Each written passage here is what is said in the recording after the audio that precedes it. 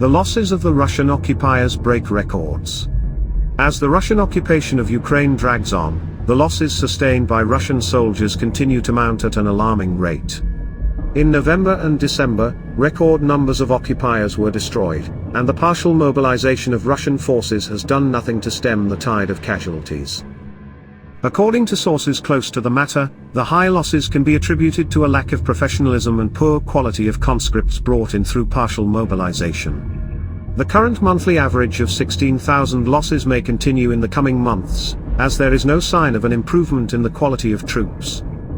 Despite these high losses, the number of destroyed tanks on the occupiers' side has been decreasing month by month.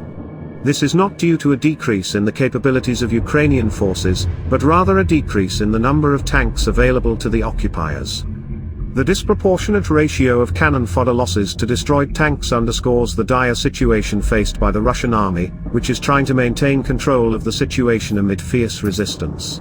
As what is happening in the war zone is only worsening the condition of the Russian troops, it remains unclear how long the occupiers will be able to sustain such high losses. The situation on the ground is increasingly unstable, and the impact on the Russian army could have far-reaching consequences. Has everyone already heard about the mass New Year's gifts of Ukrainian HIMARS to the occupiers? The professional and qualitative level of personnel will not come out of nowhere, and cannon fodder will be needed in even greater numbers. After all, Putin keeps talking about a protracted war. A protracted war at the expense of what?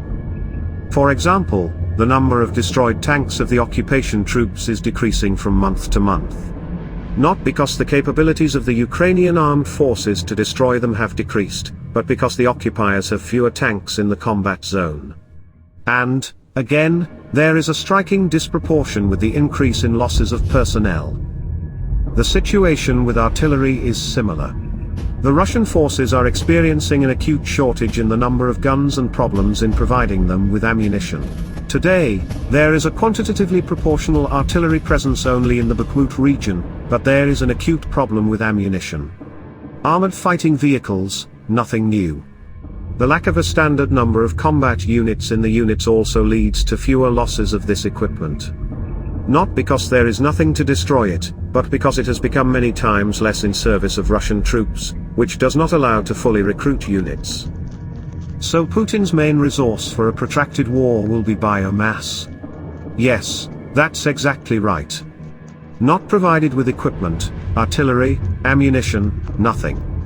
And to prolong the war solely with this component is impossible in today's conditions. Especially with such losses. In October, November and December the Russian occupiers lost 47,000 liquidated. That's not counting those wounded of varying severity. According to the most conservative estimates, multiply by 2. That is the total losses are almost 141,000 or almost 50% of the total number of partially mobilized people. In fact, the resource of the partially mobilized will be completely exhausted by February. This means that already in January Putin will have to announce another partial or full mobilization, the resources of which will be ground up even faster, because the unprofessionalism of the recruits is joined by a rapid reduction of the technical component. Oh, that second infantry army in the world.